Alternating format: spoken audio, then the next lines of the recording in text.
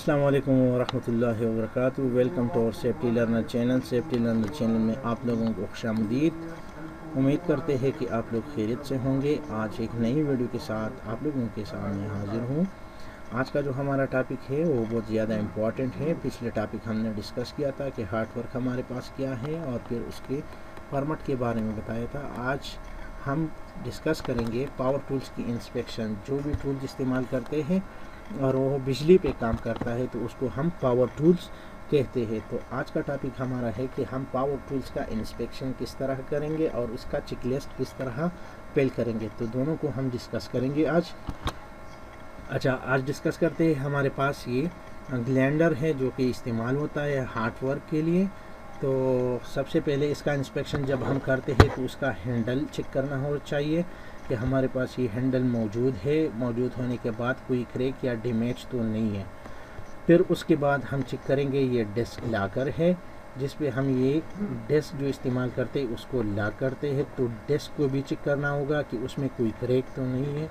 और इसी तरह ये लॉक जो है फुल टाइट होना चाहिए और आउट ऑफ क्रैक होना चाहिए कि इसमें कोई डैमेज कोई क्रैक नहीं है। सही है।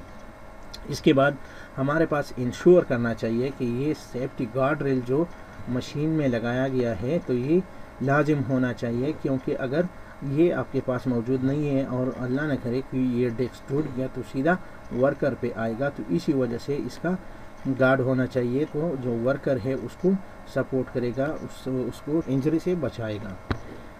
फिर हमारे पास है डेडमैन स्विच। हमारे पास वही स्विच होता है जो वर्कर उस पर हाथ रख के स्टार्ट हो जाता है, हाथ हटाता है तो फिर ये अप हो जाता है। ये इसलिए इस्तेमाल करते हैं साइट में। अगर वर्कर ने इस पर काम किया और ये बटन था तो बटन ऑन अप हो सकता है। इस तरह नहीं है कि ऑटोमेटिक अप हो जाए। तो वर्कर ने काम किया और फिर उन्होंने ज़मीन पे रख दिया और बटन उसकी कोई ध्यान नहीं थी और बटन उससे ऑन रह गया तो ये हमारे पास एक्सीडेंट अगर हो सकता है इससे। तो इसी वजह से हमारे पास ये डेडमैन स्विच होना चाहिए कि वर्कर इससे हाथ हटाता है तो ये खुद ब खुद अप हो जाता है। तो हमारे पास ये डेडमैन स्विच होना चाहिए।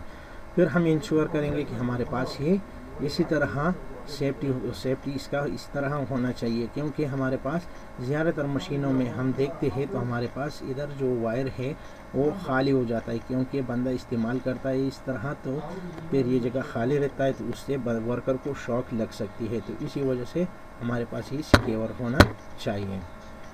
आगे चलते हैं। फिर हमारे पास जो भी ग्राइंडर इस्तेमाल करते हैं या हेल्थ इस्तेमाल करते हैं तो हमारे पास डबल इंसुलेटेड होना चाहिए। अगर मशीन डबल इंसुलेटेड नहीं है तो फिर भी ये साइड पे हम अलाउ नहीं कर सकते। फिर हमारे पास ये चेक करना चाहिए कि हमारे पास आरपीएम जो डेस्क की है वो मशीन की आरपीएम से ज़्यादा होना चाहिए। अगर मशीन की आरपीएम ज़्यादा है और डेस्क की आरपीएम कम है तो फिर इसका इस्तेमाल साइड पे ममनू है। फिर हम चेक करते हैं कि हमारे पास ये जो वायर है इस वायर को चेक करते हैं कि इसमें कोई कट कोई डैमेज तो नहीं है। अगर इसमें कोई कट आ गया कोई डैमेज आ गया या डायरेक्ट इस वायर को किसी चीज़ से अटैच किया तो साइड पे ये ममनू है। सही है, ये फिर साइड पे नहीं चलेगा।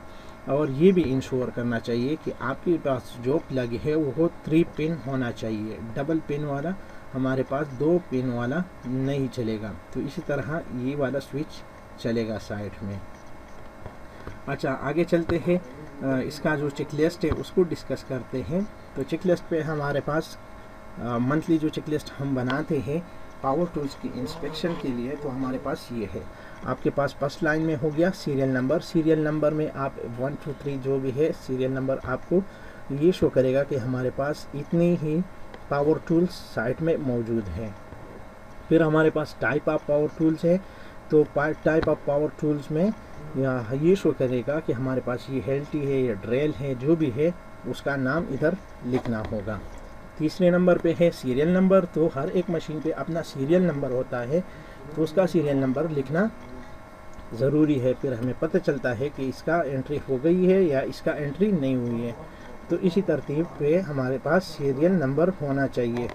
अगर सीरियल नंबर नहीं है तो फिर हमें पता नहीं चलता कि इस टूल्स का इंस्पेक्शन हुआ है या नहीं हुआ है। सही है।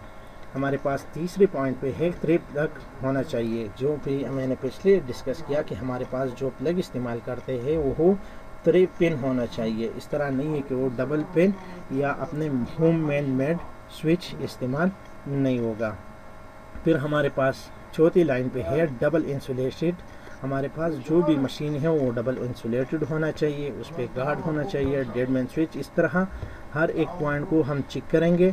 जो भी पॉइंट हमारे पास मशीन में मौजूद है, जो पावर टूल्स में जो भी ऑप्शन मौजूद है, जिस तरह इसके गार्ड मौजूद है, सब कुछ मौजूद है, तो ओके लिखना होगा। फिर इधर अपना कमेंट्स लिख सकते हैं, रिकमेंडेशन लिख सकते हैं कि हाँ ये इस्तेमाल करने के लायक है। अगर इसी में एक ही चीज़ भी मिसिंग था तो उसके नीचे हम NA लिख के या क्रॉस करते हैं और वो टूल्स हमारे पास फिर इस्तेमाल नहीं होता। इधर हम रिकमेंडेशन लिखते हैं कि इसको ये प्रोवाइड करना पड़ेगा या इसको साइड से रिमूव करना होगा। तो इसी तरतीब से ये चेकलिस्ट हम बनाते हैं। फिर इधर लिखेगा इंस्पेक्टेड बाय। जो भी बंदा इंस्पेक्ट करता है तो वो अपना नाम इधर लिखेगा, फिर उसके बाद अपना डिजिग्नेशन लिखेगा कि ये कौन है, स्टोर कीपर है, इलेक्ट्रिक डिपार्टमेंट के बंदा है, जो भी है। फिर इधर लिखे या थर्ड पार्टी है तो वो इधर अपना डिजिग्नेशन लिखेगा और इधर सिग्नेचर करेगा कि हाँ मैंने ये पावर टूल्स इंस्पेक्ट किया हुआ है। अगर कोई भी पावर टूल में कोई मसला आ गया और पकड़ लिया तो ये इसलिए ये नाम सब कुछ लिखना चाहिए कि अगर इधर कोई मसला आ गया तो हमें पता चलेगा कि इसका इंस्पेक्शन फलाना बंदे ने किया हुआ है, और इधर वो अपना रिकमेंडेशन लिख सकता है। तो इसी तरीके से हम अपना इंस्पेक्शन कर सकते हैं। इससे ऊपर जो हिस्सा होता है उस पर कंपनी के बारे में लिखा जाता है, कंपनी का लोगो होगा और कंपनी का नाम होगा। Thank you for watching. और इसी तरह हमारा लेक्चर आज का ख़त्म हो गया।